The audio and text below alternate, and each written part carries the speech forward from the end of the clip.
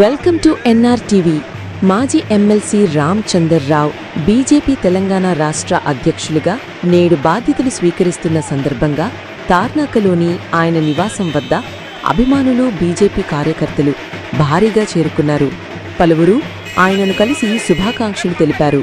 వేద పండితులు ఆశీర్వచనం చేసిన అనంతరం బాధ్యతలు స్వీకరించేందుకు ఆయన నివాసం నుండి భారీ ర్యాలీగా బయలుదేరారు. ఉస్మానియా యూనివర్సిటీలో సరస్వతీ దేవాలయంలో, చార్మినార్ భాగ్యలక్ష్మి ఆలయంలో పూజలు నిర్వహించిన అనంతరం బీజేపీ రాష్ట్ర అధ్యక్షుడిగా బాధ్యతలు స్వీకరించనున్నారు.